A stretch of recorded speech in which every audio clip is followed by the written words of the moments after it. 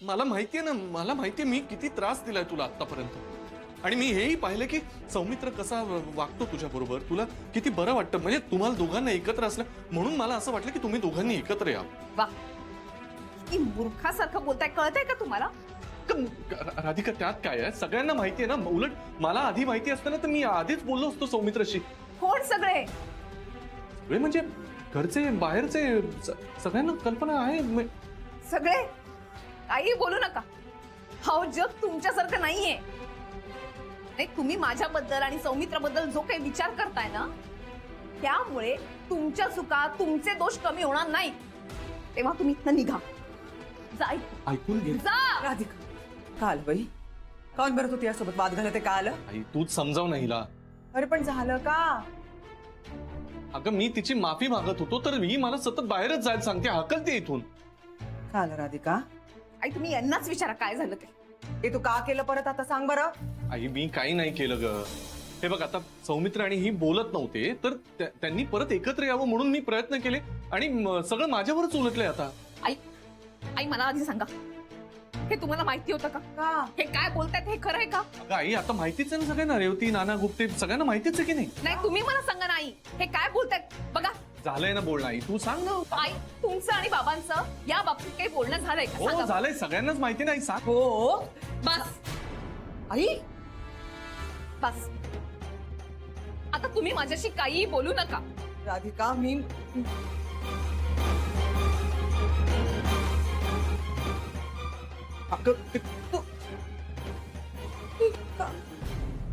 कशाला आलायस तू? अच्छा, म्हणजे काय आता घरात पण घेणार नाहीयेस का?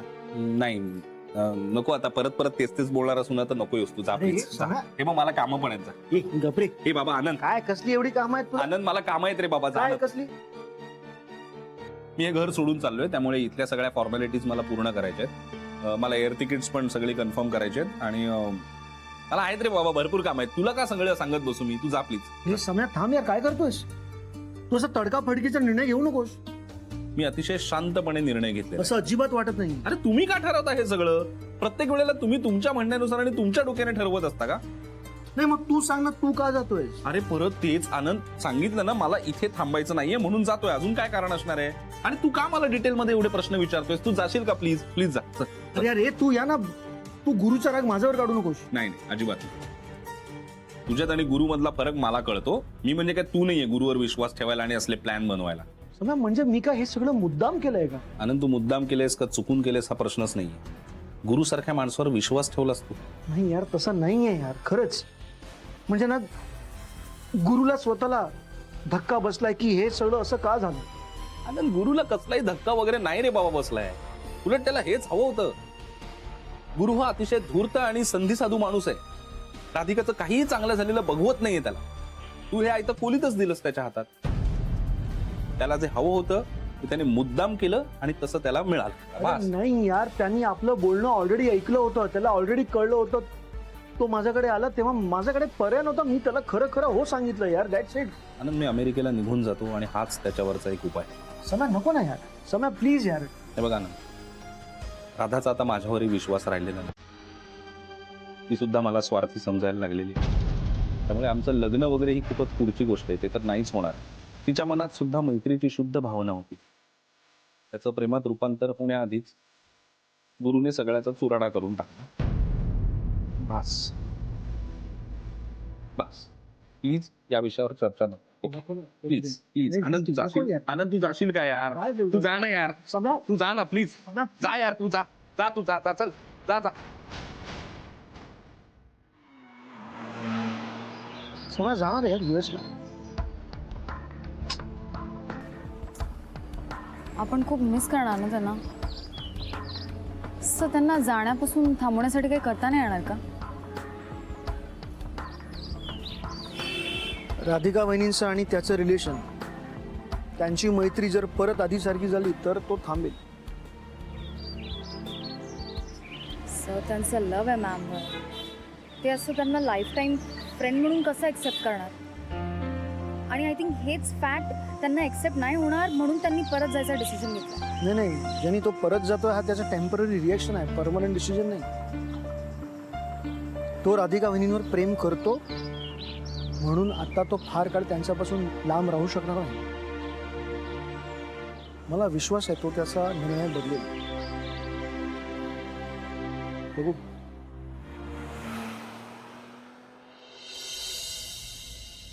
काय चाललं होतं हे सगळ्यांचं? हा काय विचार करत होता तुम्ही? बाबा, माझ्याशी न बोलता, माझा कोणताही विचार न घेता तुम्ही माझ्या लग्नाच्या गोष्टी करून राहिला. हे बघ सुनबाई, मी काय नाही बाबा, आता तुम्ही कोणतीही सारवासारव करू नका. मला काही ऐकून घ्यायचं नाही. राधिके, वसंतरावांशी तू असं बोलतेस? हा, का नको बोलू? सांगा ना, का नको बोलू? मी बाबांच्या हक्कानं बोलू सुद्धा शकत नाही का?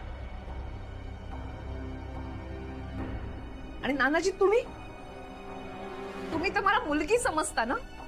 मग तुम्हाला असं वाटलंच कसं की मी अशी पुन्हा लग्नाला तयार होईन म्हणून?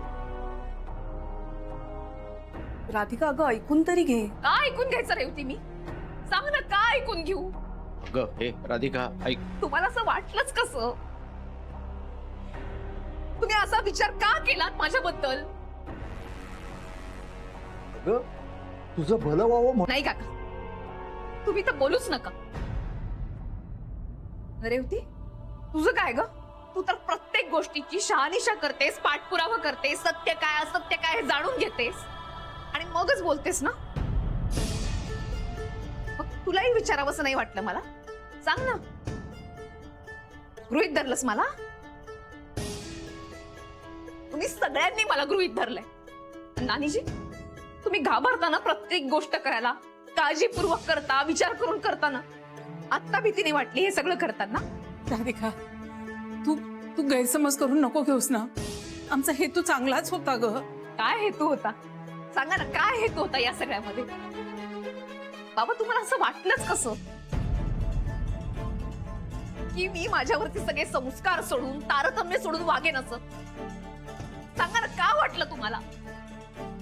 नाही सुनबाई, आम्हाला तुझ्याबद्दल असं वाटूही शकत नाही. हा विचार तुमच्या मनाला शिवलाच कसा? वाटतंय ना तुम्हाला असं? ते तुम्हाला सगळ्यांना असं वाटतंय की माझं आणि सौमित्रचं लग्न व्हावं.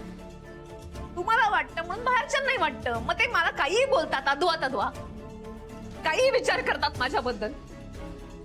आणि हे सगळं तुम्हाला वाटतंय म्हणून माझा कोणी काही विचारच करत नाहीये.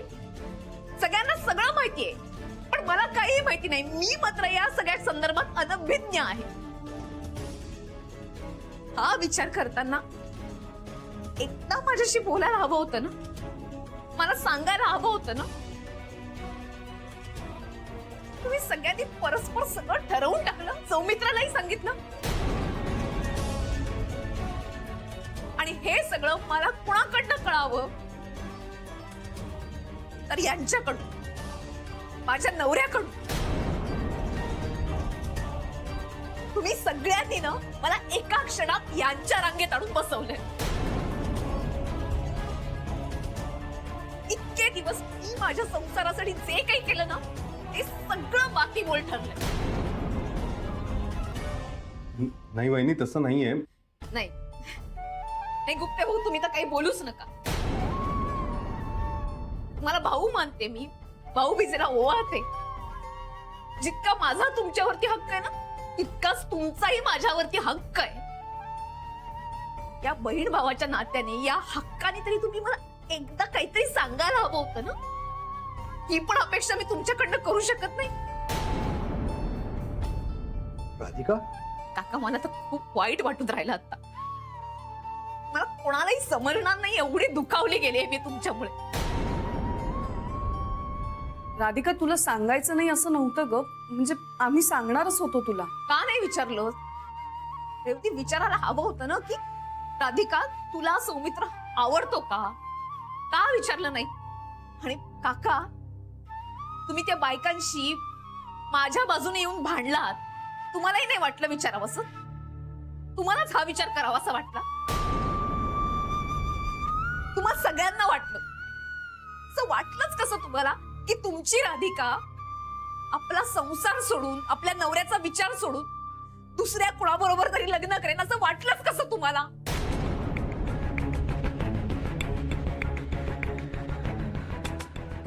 आई आणि तुम्हाला माहिती होतं ना, माझ्या मनात असं कोणताही विचार नाहीये. मला कोणी आवडत नाही हे तुम्हाला तर माहिती होतं.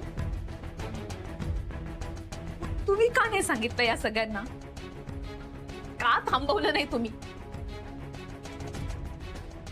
तुम्ही सगळ्यांनी ना मला अतिशय त्रास दिलाय.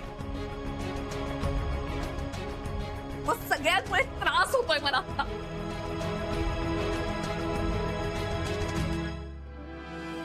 राधी,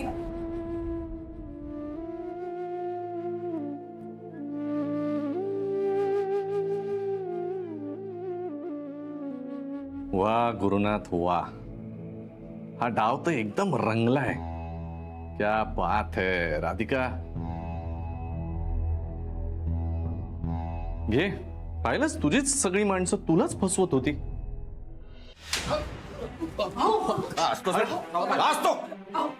हसायला काय झालं तुला? नालाय का? काय केलंय बाबा? मी काय केलंय? तू केलं सगळं. तू स्वतःच्या आयुष्याचं वाटोळं केला, तिच्या संसाराची माती केली. तू केलंस हे बाबा, तू केलंस हे. बाबा मी काय केलं? माझी काय चूक आहे? काय गरज होती रे हे सगळं करायची? काय गरज होती? अरे आम्हाला सुखानं तरी जगू दे. कुठल्या जन्माचं वैर काढतोस रे तू? का का त्रास देतो सुनबाईला? तू का त्रास देतोयस? वसंतराव शांत राहा तुम्ही, शांत राहा. नानासाहेब हा असा सुधारणार नाही, याचा तर जीवच घ्यायला एक मिनिट, सगळ्यांना सगळं माहितीये बाबा, आणि तुम्ही मलाच बोलताय. अहो बाबा, मी पहिल्यांदा काहीतरी चांगलं करायला गेलो. राधिका आणि सौमित्राने एकत्र यावे म्हणून मी प्रयत्न करत होतो, तर ते सगळं माझ्यावरच उलटले. प्रत्येक वेळेला माझी काय चूक? मी कुठे दोषी याच्यात? दोषी तूच आहेस. चूक तुझीच आहे, समजलं ना? एक मिनिट शांत व्हा बरं तुम्ही, शांत व्हा ना. हे बघा, मला एक गोष्ट सांगा. माझं शनायावर प्रेम होतं, तुम्हाला कुणालाही मान्य नव्हतं, बरोबर? ते तुम्हाला सगळ्यांना चूक वाटलं. पण सौमित्राचं जर राधिकावर प्रेम आहे तर ते बरोबर वाटतं. हा कुठला न्याय? हे सारा ना तू मुद्दाम केलायस आणि माझ्या पुढे शहाणपणा दाखवायचं नाही, आगाऊपणा करायचा नाही. नालाय का?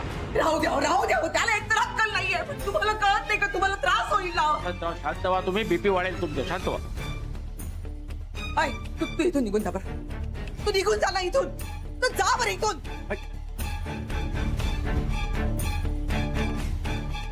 अरे जा. वाटोळं केलं आमच्या आयुष्याचं आणि परत येऊ नकोस. बसा इथे, बसा तुम्ही, बसा. शांत बसा एकदम. काका आता असं चिडून सगळ्यांनी काही मार्ग निघणार आहे का? हो ना, अशा वेळी आपण धीरानं घ्यायला हवं. हे बघा, आपण राधिकाच्या चिडण्यावर काहीतरी मार्ग काढायला पाहिजे. आपण तिचा राग घालवूयात. थोडा वेळ द्या तिला, ती होईल शांत. तसंच होऊ दे बाई. देवा, शांत कर रे लवकर तिला. लवकर शांत कर. सगळं चांगलं होऊ दे तिचं. होईल, सगळं ठीक होईल. तुम्ही काही काळजी करू नका. होईल. राधिका खूप हर्ट झाली. हे बघा, तिला मनवणं हे आता आपलं काम आहे. कारण जेव्हा जेव्हा आपण रागवलो होतो तेव्हा तेव्हा तिनं आपली मनधरणी केली होती.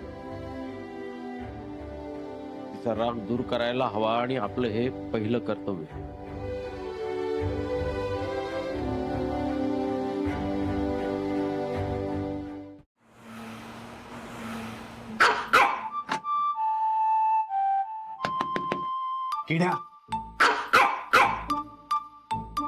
किड्या खिडकी उघड.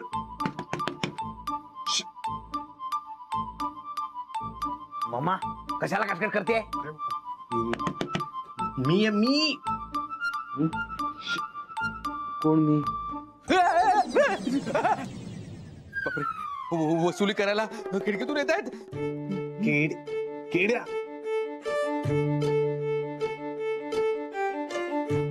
असं काय करतोय? अरे लाईट लाव. हा लाईट.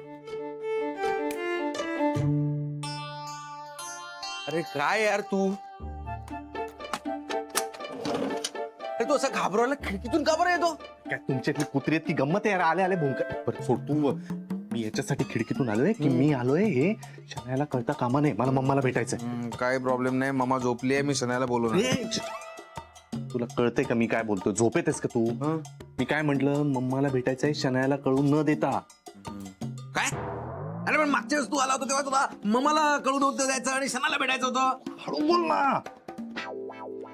एवढं हळू नाही, काही कळत नाही आहे. अरे म्हणजे आता एक ठरव, शनाला भेटायचंय का मम्माला भेटायचंय? सांगतोय ते नीट ऐकशील का? मम्माला भेटायचंय शनायाला न कळू देता.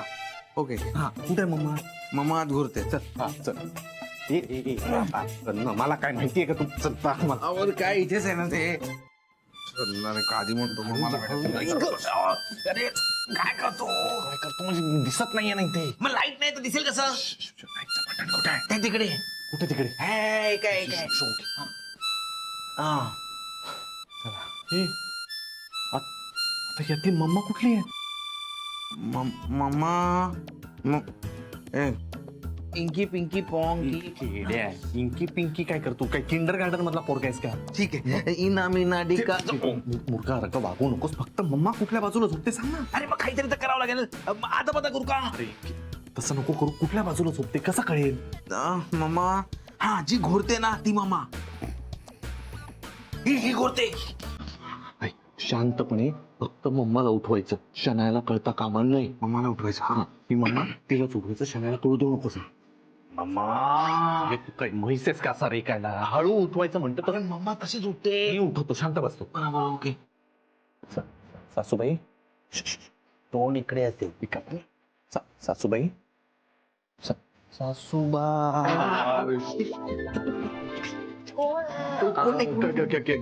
गॅडी आणि केरी. केडी आणि गॅरी. तुम्ही कसं आलाय? आम्ही तुझ्या स्वप्नात आलोय. स्वप्नात. हा ओके. हा, तर मग काही नाही. तो झोपून जा परत. ना गुड नाईट. तिला उठव. तू एक काम कर. शनायाला कळून होते तर फक्त मम्माला उठवा. हळू, एकदम हळू. नकोस. नाही. ए मम्मा.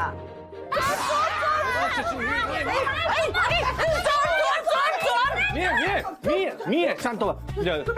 मी सांगतो तुमच्याशी बोलायचं. तुम्ही आणि केडी फक्त बाहेर या. तुम्ही इथेच थांबा. तू इथेच थांब. तू या. तू हिला बघ ना. 2 मिनिटं बोलायचं. कडी लाव. तुम्ही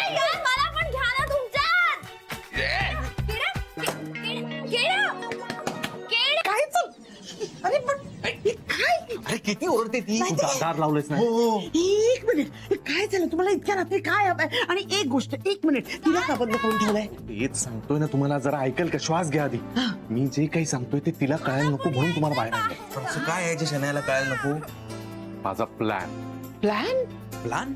राधिकाच्या विरोधातला माझा सुपर प्लॅन. म्हणजे आता काय करणार आहेस तू? तेच सांगतोय. मधल्या काळामध्ये राधिकानं शेतकऱ्यांच्या फंडासाठी म्हणून काही अमाऊंट जमा करायचं ठरवलं होतं. त्याची काही कॅश म्हणजे पैसे आलेत ऑफिसला. चिल्लर? चिल्लर नाही, 35 करोड. 35 करोड? हा. 35 करोड? कळलं ना? 35 करोड अमाऊंट येणार आहे. 35 करोड कॅश मध्ये आले ऑफिसला. आणि हीच कॅश लंपास करण्याचा माझा प्लॅन आहे. अरे पण म्हणजे काय करायचंय? 35 करोडने काय होणार आहे? आपलं टार्गेट काय ठरलं होतं? 300 करोड. हा, 300 करोड हवे मला, बस. बरे आहेत नाही. तुम्हाला कळतंय का मी काय बोलतोय? 300 करोड काय असे ठेवलेले असतात का बँकेमध्ये? हे बघा, ही 300 करोडची कंपनी. हे पैसे जरा सांग ना, किती झिरो असतात 35 करोड मध्ये? सोड रे, राहू दे. कुणाला विचारतोय मी? 35 करोड सारखी मोठी अमाऊंट आहे. आपण राधिकाला एवढा धक्का तर देऊच शकतो ना. ओके, ठीक आहे. Not bad. नॉट बॅड काय? 35 करोड खूप असतात. इथे मला 35 रुपये देत नाही तुम्ही. केड्या छडा, तू सारखं तुझं सांगू नकोस. हा, अरे तुम्ही काय भांडताय चिल्लर? मी काय सांगतो ते ऐका नाही. हे बघा, आता हे सगळं करण्यासाठी राधिकाचं लक्ष मी जर असं डायव्हर्ट केलंय. म्हणजे राधिका आणि सौमित्र यांच्यामध्ये काहीतरी भांडण क्रिएट करण्यासाठी मी बुके वगैरे पाठवलेत त्यांना. म्हणजे राधिका आणि सौमित्र यांच्यातले वाद मिटवण्यासाठी सगळेच कामाला लागलेत. म्हणजे काय केलंय तू? म्हणजे काय झालंय,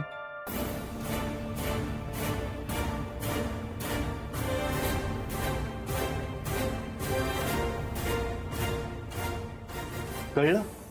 सो हा माझा प्लॅन आहे. एकदा का सगळ्यांचं म्हणजे घरच्यांपासून ऑफिसवाल्यांचं लक्ष राधिका आणि सौमित्रकडे जेव्हा असेल त्यावेळेला आपण आपण बुके द्यायचा.